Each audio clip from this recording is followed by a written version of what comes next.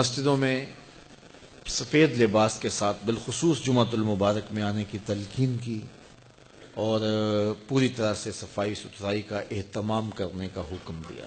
اس طرح مسجد کے اندر لہسن کھا کے آنے سے، پیاز کھا کر کے آنے سے، وہ چیزیں جن میں بدبو ہوتی ہے ان کے کھا کر آنے سے روکا گیا ہے۔ کیوں؟ اس لیے کہ ساتھ والے بیٹھے شخص کو کوئی تکلیف نہ پہنچے۔ جب وہ مسجد میں سرسوں کے تیل کے دیے ہوتے تھے، کسی زمانے میں آپ نے دیکھے ہوں گے، یہ مٹی کا تیل چونکہ بدبودار ہوتا ہے مسجدوں میں نہیں جلایا جاتا تھا، سرسوں کے تیل کے دیے ہوتے تھے، تو اس کو لوگ مسجد میں جلا لیا کرتے، لیکن اعلیٰ حضرت جب اس کو مسجد میں روشن کرتے تو پہلے مسجد سے باہر لے جاتے، پھر اس کو آگ لگاتے، پھر واپس مسجد میں لے کے آتے۔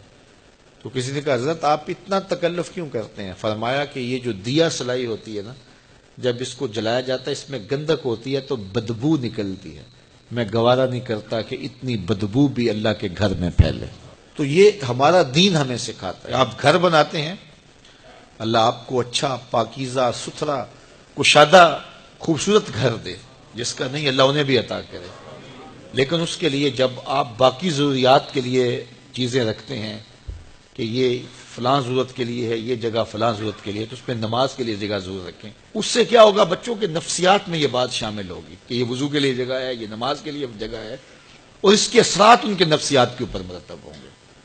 تو عموماً ہم ہر چیز بنا لیتے ہیں، لیکن یہ جو ضروری چیز ہے دن میں 5 مرتبہ جس کا معاملہ ہے، اگر مرد مسجد میں جاتے ہیں تو خواتین تو گھر میں ہوتی ہیں، چھوٹے بچے تو ہوتے ہیں، تو یہ اہتمام ہونا چاہیے کہ یہ اسپیشل وضو کی جگہ ہے، یہ نماز کی جگہ ہے۔ اس کو کہتے ہیں مسجد البیت، گھر کی مسجد۔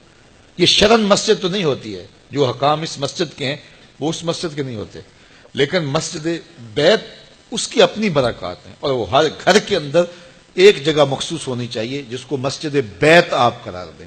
وہ تبدیل بھی ہو سکتی ہے، بعد میں آپ تعمیر ثانی کرتے ہیں تو وہ جگہ بدلی بھی جا سکتی ہے۔ جو حقیقی مسجد ہوتی ہے وہ تو تبدیل بھی نہیں ہو سکتی، لیکن یہ مسجد بیت تبدیل ہو سکتی ہے۔ تو خوبصورت ایک گوشہ گھر کا مسجد بیت کے طور پہ مختص کرنا چاہیے، گھر میں ضرور وضو کی جگہ بنانی چاہیے، اس کے ساتھ مرتب ہوتے ہیں۔ اسی طرح مسجدوں کی صفائی ستھرائی کا خیال رکھیں۔ آج کل یہ اچھی بات ہے کہ یہ مساجد کے اندر خادمین مسجد یہ ہماری ہی خون پسینے کی کمائی سے رکھے گئے ہیں، لیکن کبھی خود بھی مسجد کی صفائی کریں۔ بلکہ میں آپ کو ایک مشورہ دوں کہ سال میں کم از کم 2-1 مرتبہ ضرور ایسا کریں کہ اپنے بچوں کو لے کر، دوستوں کو لے کر کے مسجد کی تفصیلی صفائی کریں۔ مولوی صاحب کے پاس جائیں، کہیں کہ حضرت ہم ایک دن دینا چاہتے ہیں مسجد کی صفائی کے لیے، تو پورا لنگوٹا کس لیں اچھی طرح سے، اور مسجد کو دھوئیں بھی، صفیں بھی خوب جھاڑیں اس کی، اور اس کی دیگر دیواروں پر، پنکھوں پر لگی ہوئی گرد میل جھاڑیں، پورا دن لگ جائے چاہے۔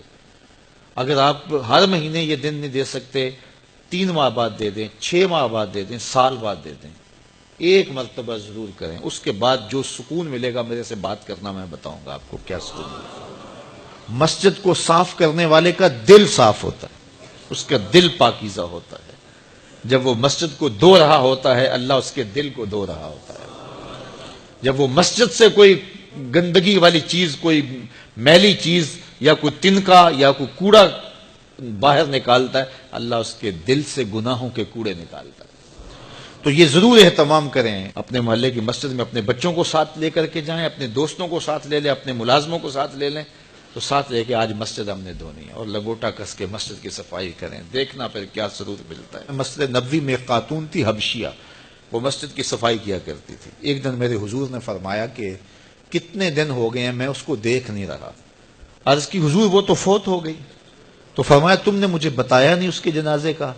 عرض کی حضور کار نبوت کی اہم ذمہ داریاں آپ کے کندھوں پہ ہیں، اور ہم نے سوچا کہ وہ ایک عام سی خاتون ہے، اور ہم نے آپ کو بتانا ضروری نہیں سمجھا، جنازہ پڑھا، تدفین کر دی۔